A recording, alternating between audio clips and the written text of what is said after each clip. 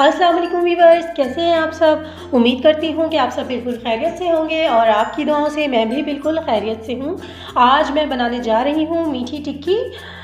बहुत ही मज़ेदार होती है, बच्चों को बड़ों को सबको बहुत पसंद होती है। तो वीवर्स, इसके लिए जो इंग्रेडिएंट्स मुझे चाहिए वो मैं आपको बता देती हूँ। ये मैंने मैदा लिया है, 2 कप मैदा,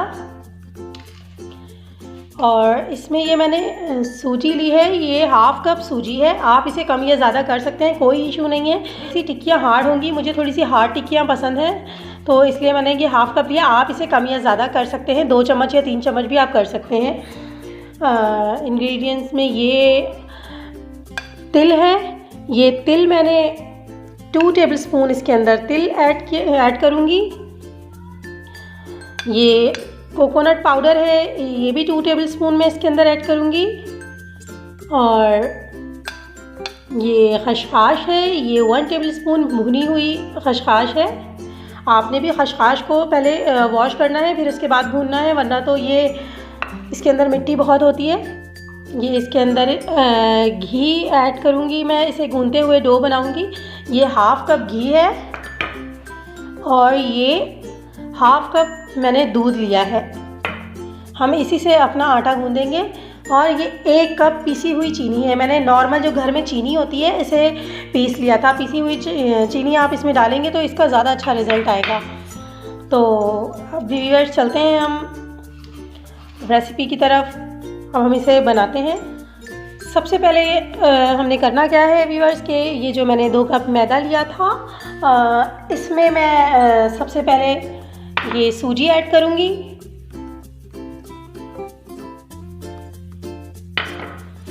सूजी के बाद मैं इसके अंदर ये सारी शुगर ऐड कर दूँगी। ये बिल्कुल मैं आपको बता रही हूँ, ये बिल्कुल परफेक्ट इसमें मीठा होगा,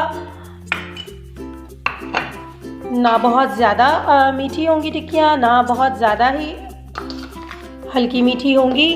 मैं इसके अंदर डालूँगी सबसे पहले ये खशखाश, उसके बाद ये कोकोनट पाउडर और ये तिल जो लिया था मैंने, ये भी मैं इसमें ऐड कर दूँगी। अब मैं इसके अंदर ये जो मैंने हाफ़ कप घी लिया था, ये सारा घी इसके अंदर ऐड कर दूँगी और इसे अच्छी तरह से मिक्स करना है। इसे इस तरह मिक्स करना है कि ये सारा आटा जो है वो घी के अंदर बाइंड हो जाए एक दूसरे के अंदर। और उसके बाद जो मैंने आधा कप दूध लिया था उसके साथ मैं इसे गूंद लूँगी। आप चाहें तो जितना दूध आपको इसमें रिक्वायर्ड होगा आप उस हिसाब से लीजिएगा। मेरे ख़्याल से तो हाफ़ कप दूध इनफ होगा, क्योंकि बहुत ज़्यादा सॉफ्ट आटा नहीं गूंदना होता इसका, थोड़ा हार्ड ही गूंदते हैं इसका आटा। तो मैंने इस तरह इसे गूंद लेना है। ये देखिए व्यूअर्स, हाफ़ कप ही दूध मुझे रिक्वायर्ड हुआ था यहाँ पर, और ये एक इसी में अच्छी सी डो बन जाएगी। जो क्वांटिटी मैंने आपको बताई है वो बिल्कुल परफेक्ट क्वांटिटी है, और घी भी बिल्कुल मैंने परफेक्ट इसमें डाला है।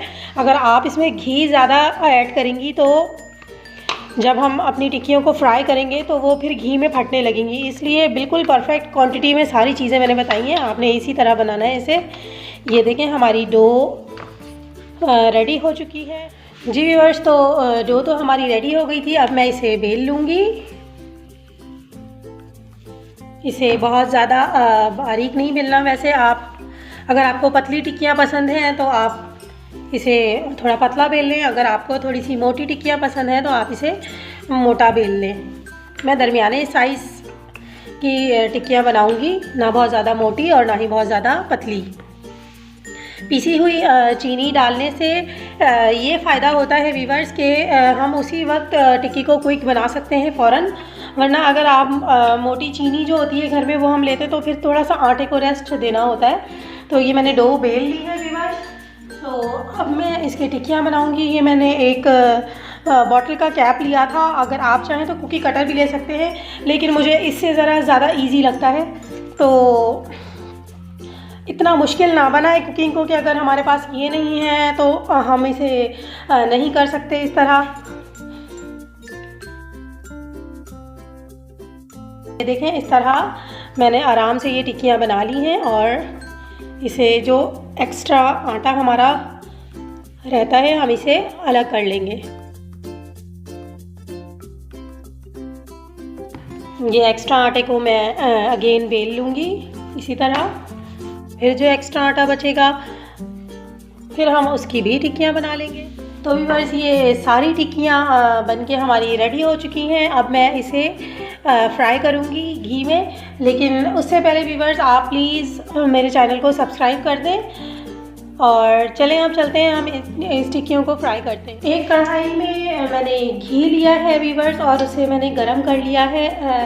बिल्कुल लो मीडियम फ्लेम पे गरम करना है। आंच हमारी थोड़ी सी भी अगर ज़्यादा हुई तो ये सारी टिक्कियाँ जल जाएंगी, तो आपने इसका बहुत ध्यान रखना है कि हमारा फ्लेम बिल्कुल लो होना चाहिए। ये अच्छी तरह से गर्म हो चुका है और ये देखें अब मैं इसके अंदर ये मीठी टिक्कियाँ डालूँगी और देखें ये बबल्स बनना शुरू हो गई हैं। इसका मतलब है कि हमारा ऑयल गरम है।